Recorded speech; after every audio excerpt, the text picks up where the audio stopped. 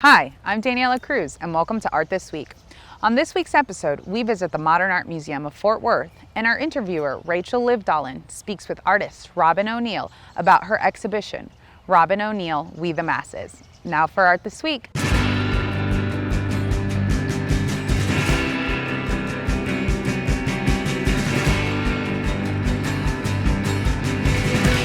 I'm Rachel Livedalen here at the Modern in Fort Worth with Robyn O'Neil for her exhibition, We the Masses. Thank you so much for chatting with us today. Thank you, I'm excited. Yeah. So let's start right off the bat and talk about drawing. Seems like an appropriate topic. The exhibition is all drawing based. And you, in your bio, state that you solely make drawings.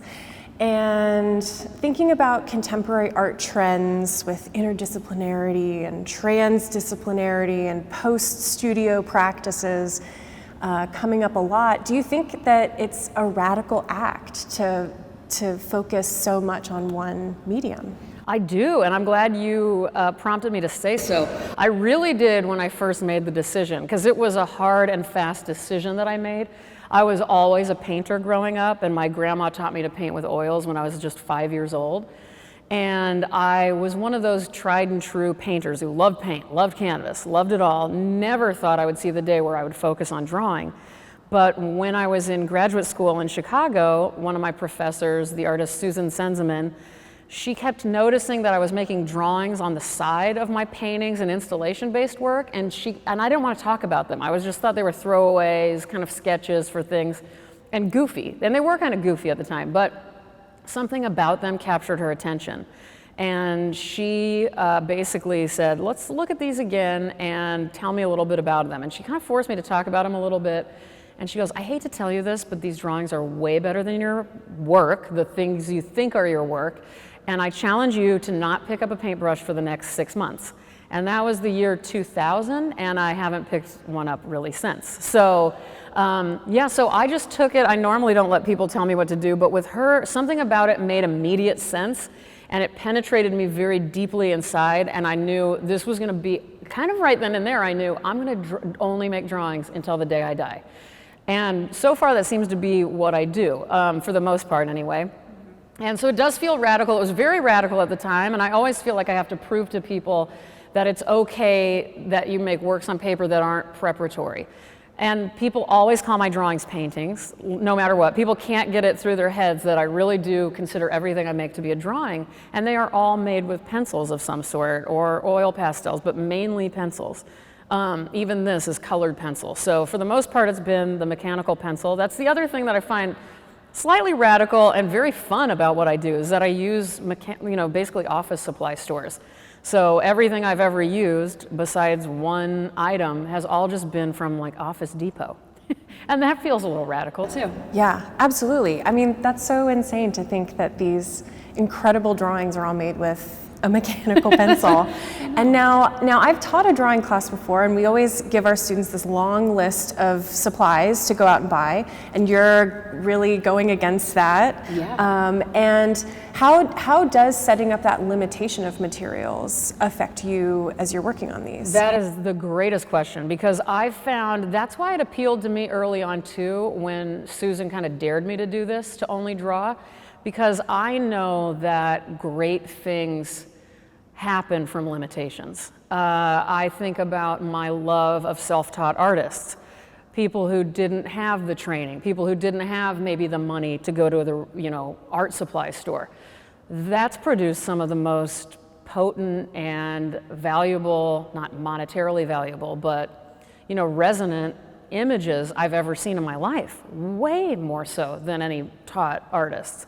So for me, I always knew and believed that limitations would create a bigger world, actually. And that really seems to be true. And I loved, there was also a mania involved, like how psycho it seemed to just use a mechanical pencil for the rest of my life. And I just liked that. I liked that. It seemed crazy enough to make sense. I also didn't like being involved with tons and tons of material. I don't like getting dirty very much. I'm just sort of a simple person who likes to be able to carry my, I have exactly what I've made all of these with me. I carry that stuff with me all the time. It's just really simple. And my brain doesn't feel simple at times. My life doesn't feel simple. But so if I can make work that feels like at least the approach and the materials are simple, I feel like I am freed up to do bigger things within that limited world, if that makes sense. Now, thinking about just the root of drawing, pencil on paper, the immediacy of that, I think often we think about drawings as this small, intimate experience, which we see in a number of your works, but then we also see some that are at a monumental scale. How does shifting scale from intimate to monumental impact you in the studio?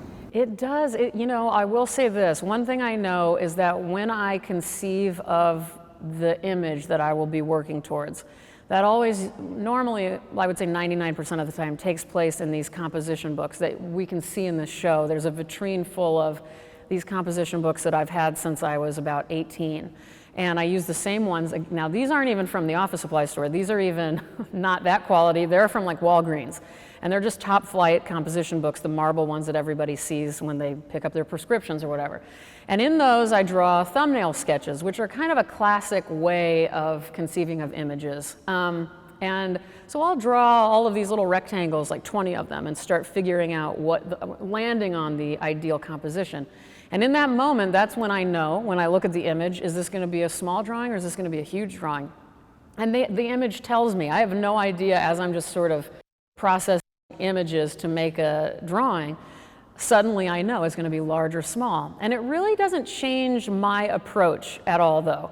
I approach them identically. The only thing is with the large ones, they have to be on the wall while I work, and the small ones, they're on my special desk that I love. But the way I draw and the kind of approach I take physically is really the same until it's just a little more physically demanding on the large ones. But the intimacy, I think, actually, it's a good question, because I think the intimacy that viewers feel around works on paper, which I care deeply about, I think happens to come through no matter if it's large or small. There's something about seeing an artist's hand, even when it's something this big, and you see those individual marks. It's different than paint, in my opinion, and I'm somebody who loves and respects painters more than I can say, but there's something different about drawings. There's just something about working on paper that comes through just the same, even if it's large scale. But the small ones, I was always drawn to very small artwork. I thought the more unassuming, the better. And I don't really necessarily, this is ironic saying this in front of this piece, I don't necessarily need things to like capture people's attention in such a loud, bold way. In fact, I like things that at first glance seem quiet and maybe not that exciting. And that's actually a big challenge that I present to myself all the time, is how can I make these seem very kind of like mild-mannered, and yet I think that they like get into people's heads the more they start looking at them. Now, thinking about the intimacy that we experience when looking at drawing, I think sometimes the frame also helps that you're looking into this dimensional space that the frame sets up. And one of the things that I love about your work is the triptychs or the multi-panel pieces where we have multiple framing devices separating the drawing that actually is making one whole image. Where does that come from? How do you make those decisions? Yeah, that always, again, the image kind of tells me, or I suddenly start just drawing triptychs. I don't, in my composition books. I get really excited about it. Where that comes from is my love of Italian pre-Renaissance and Renaissance altarpiece paintings. And I grew up Catholic. There's something about those pieces that just like vibrate in my veins when I see them. And so that was really what I wanted to do with the first ones I ever did, which was back in 2003, is when I made my first large-scale triptych. I wanted to kind of bring that sort of, I don't know, just that look to my own pieces. And I did feel like I was talking about repercussions of behavior, which has a lot to do with a lot of religious work. I'm not a moralist, I'm not judging anybody, but really for the most part, those early pieces when I first started making triptychs and multi-paneled pieces, they had a lot to do with the repercussions if humanity continues to ignore one another and ignore nature and ignore animals, what kind of things were going to happen. So in my own way, it was definitely a nod to Italian, especially pre-Renaissance altarpiece painting. So there's even one in the show called As Ye the Sinister Creep and Feign, and it goes on because it's a long title, but it has a central buffalo in the center, and it's a weird shaped piece because it's a triptych, but the center one is the smallest. And that's a very literal interpretation of a lot of Italian Renaissance, masterworks that have the actual altar in between, like a space left for the altar for candles and all of that. So that's what that image is kind of based on. I feel like we can't talk about drawing without also talking about this level of obsession and the amount of time and labor that goes into a piece. I know your pieces are extremely laborious. Yes. How does labor and time factor in? It's huge. I love to work. I'm glad you used the word labor. I always tell people, back to those composition notebooks, which I can't stop talking about, those are my creative process. And the enacting the drawing, when I get to work on the bigger pieces especially, that is pure labor. It is completely figured out. There's not a lot of improvisation in what I do, especially on the large scale ones. Really, actually, in all of them, I always figure them out tiny first. I mean, even something this big the little thumbnail is only like this big. It's tiny, tiny, tiny. But it's exact enough that I know exactly how it's gonna look. And you can see those in the vitrine as well. But I also have this weird ability to figure out exactly how long things are gonna take. I don't know how I do that, but I can predict it to the day. And so that helps me because some of these, the one we're across from called Hell, took 3 years to make. But I knew the exact day I would be done with it, which was the day before I knew my ship date was. And I was able to just know. And I work really long hours. That one was 18 hours a day for 3 years of my life, aside from I think 5 or 8 days of those 3 years. And I'm happiest when I'm working. It's not a form of therapy. I always I don't take it as an offensive comment, but people sometimes make fun of artists who really love to work obsessively, like, what are you compensating for? What's the deal? I just love doing it. I don't want to do anything else. So, I mean, it kills me to be away from my studio. It really does, which is why I've started, when I am away from my studio, now I crochet these like blanket type drawings. And so I just can't stop. It's a huge part of it, and it's very important to my work. There's an obsessiveness that one sees upon standing before these, that you can see the marks of the mechanical pencil, that very, very pointed tip. You see within all of these. That's not the same as if I took a huge graphite chunk and went all over the place. And so even at times when I could have used a huge graphite chunk, I didn't do that because I want people to come before these and see the amount of time. And here's the important part, not so that people can be so impressed with how much time I spent, but because that's how much I care about making these look this way. And that's how much time I put into making sure they come across, especially when people, not in a JPEG, but when people are before these, where there's just something about that really attaches itself to the human brain and heart when they're looking. And I think that matters for whatever reason. I don't know why it matters, but it matters to me. So within your drawings, we see these characters, we see these narratives, these landscapes. They transport us to a different reality, a different time, somewhat of a dystopian reality especially. Can you describe what this world means to you that you've created within your drawings? Yeah, I mean, I think that in the beginning it had everything to do with a dystopia, and it was definitely apocalyptic in nature. And I wanted it to be that way because I knew ahead of time I wanted to eventually show what the world would look like without humans. I had a weird fascination with that from the time I was a kid. It's why kids like dinosaurs, and there's even a drawing of a dinosaur in here because that was sort of my nod to that obsession. But so ever since I was little, I imagined, and sadly, as a fairly happy kid, I thought the world would be really a lot better without us humans. I don't know why I thought that, I still do. And I love, even driving around, I'm like, how much greater would this city be without any of us? And so I wanted to, though, use my little characters to tell every story under the sun, whether it be getting sick, being cruel. I mean, there's even rape in a lot of these drawings. And then I wanted to show what it would be like if they all disappeared. And so I killed them all off, and that's what I did. And then to even update you to this more recent scope, which has a lot to do with what the world looks like without us. And so it now is the kind of coming together of a whole bunch of landscapes, and sort of peaceful and very mysterious, and just a lot more poetic, in my opinion. I mean, my earlier work feels like I was writing novels with each big triptych, and there were chapters and sentences from the book on the smaller ones leading to these big ones where they told a bigger part of the story. And now I think things have been dissolved a bit, which I really like. I feel like I breathe differently even when I talk about the newer work.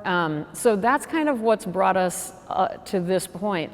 And I'm still in this sort of no man's land and kind of an unknown territory for me, because as soon as I really did kill off the last of these sweatsuit men, who are they're my guys, they're the ones I've used for so long, I decided that I don't know how to approach making landscapes without humans.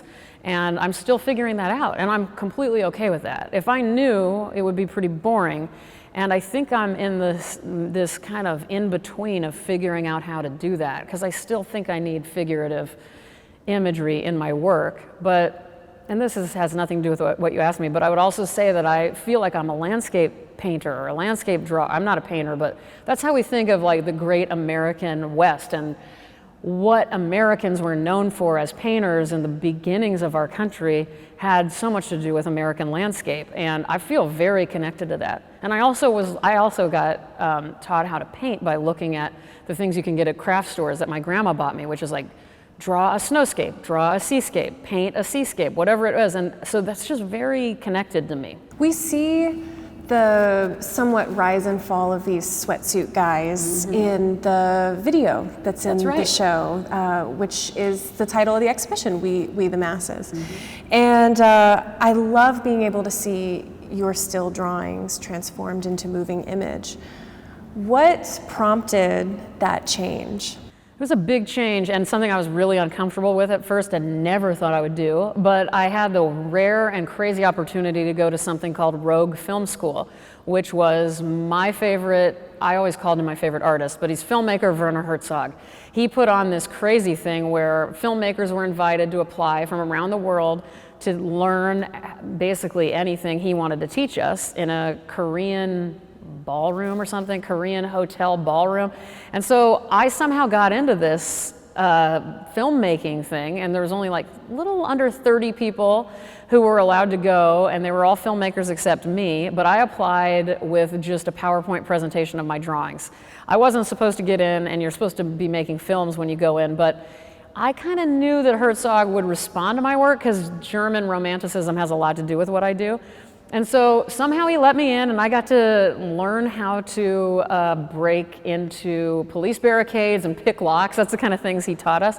But I also met filmmaker Owen Kidney, who's the director of that film that you speak of. And he also knew how to animate drawings. And the minute Herzog showed my work to the whole group of people, Owen knew he wanted to see my work animated. And even though people like Mike Judge, who do King of the Hill and Beavis and Butthead, they were a big influence on me actually in the way I draw my guys really awkwardly. I couldn't see me animating them, but Owen finally convinced me, and the way he convinced me, and I knew it wouldn't be just purely goofy, is he just animated some of my waves, my ocean, just very slowly rolling. And I knew right then and there that he would take it seriously and do it very tenderly, which is what I think he did. So that's how that happened. And then we applied for a grant. I got to go to Dublin where he lives, and we worked for a long time on that. It's kind of a retelling of the whole story. It's a good way to sum up that narrative for people if they can't quite catch on to what's going on. The film We the Masses does that for viewers, I think. Your work was featured in the 2004 Whitney Biennial when you were at a really early stage in your career, which is amazing. But how did that set the trajectory for the rest of your career? What was that like? It was crazy. I mean, I remember my friend in college and we were always thinking like, maybe when we thought about getting in the Whitney Biennial, I'll be honest, but we were like, I think I'm gonna get in when I'm like 72 and you'll get in when you're like 85 or whatever. So we tried to think about it, but it was on my radar. We didn't do things like have a vision board or anything, but I'm like, wouldn't that be cool? And so I don't know how that even happened. That was it's still crazy to me. But what it did was solidify me having a career at this, because shortly thereafter, a lot of great opportunities came my way, and I just made sure, living in Texas for a long time really helped, because I'm like, it's very affordable to live here, and I can do that based on just like slowly doing this after the biennial and getting grants when I could, or applying to every grant I could get. But I can't lie, I mean, it made my job a lot easier. Not my working life. My working life in the studio is exactly the same as it always would have been, but I'm just so thankful because it gave me the chance to work the hours I want to, because right after the biennial, I was allowed to quit my day job, my last day job I had, which I loved, and they would even let me draw in the break room. Caliber Group, it was a commercial real estate firm in Houston, and I love those guys, but that was sometimes I feel kind of gross talking about it, because I know it's really hard to get that opportunity as an artist. But I will say this, because of that, I am so grateful every single day. And I know it can all go away from me at any time. I mean, I'm just very fortunate that somehow I think my hard work and that amazing early opportunity, which came from an experience at Art Pace in San Antonio as a resident, because the biennial curators came through and saw what I was working on and chose me for the biennial. So, you know, I feel like with those instances, I can never take credit. I mean, yeah, I work on these pieces, but there's a lot of people behind making these kind of things happen for me, and I just happen to be in the right place at the right time for that one. So great. Well, I think that's a great way to sum up our conversation. Yeah. Thank you so much, Robyn. Thank you. Thank you guys for having me. I loved being here. We want to thank Robyn for speaking with us. For more information on the exhibition, go to themodern.org. That's it for Art This Week. Thanks for watching.